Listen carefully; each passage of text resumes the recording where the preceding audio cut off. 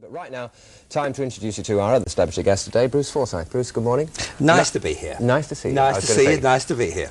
I might say that my colleague here has dressed accordingly. Yes. Especially in your honour. Play your cards right. That's beautiful. It really is lovely. I can't wait to turn you over. Are you suitably... Thank you. Well, you turn cards over, don't you? Don't you? I knew what you meant, Bruce. Yes, Are you suitably flattered?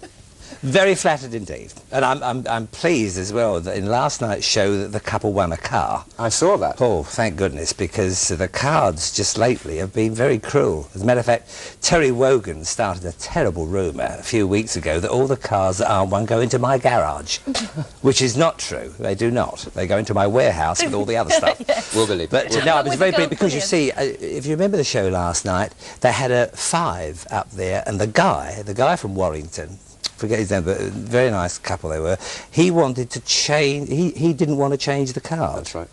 And his wife persuaded him to do it. Yeah, now if they hadn't have changed that card, he would have definitely said higher, and a 3 came up.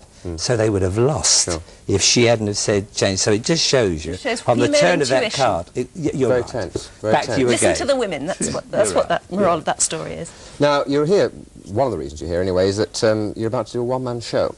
Yes, well, it's the one I've done for quite a few years. I've done it at the Palladium many times, and I'm just doing a couple before Christmas. One at Fairfield Halls on December the 2nd, this Friday. I love it there because it's a great concert atmosphere. And then I'm doing one at Bristol on the 10th of December. One imagines that for a performer, I'll get it right eventually today, for a performer, for a performer, that could be quite sort of tense, really. I mean, there's no one else to blame if it goes wrong, really, is there? No, you are on your own, actually. You can always blame your audience in our business, I suppose, but you are on your own. But I tried it out about 6 years ago, and since then, you know, wherever I go, it's been a thing I love to do, because I do get on there and do all the things I love to do. I play the piano, and I sing, and I tap dance, and I do, you know, I'm absolutely stage struck still.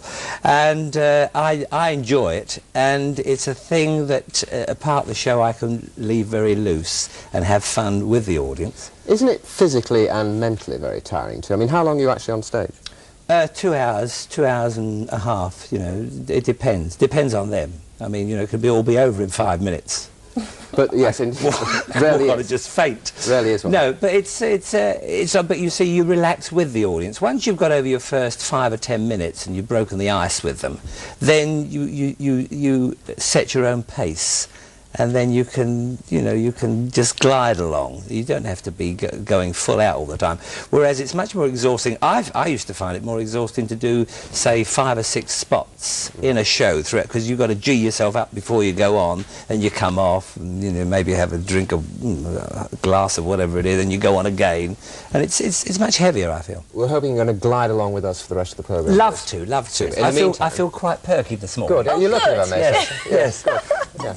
It's our lucky day. In the meantime, some weather, I think. She looks a bit pinky, doesn't she? A bit about perky.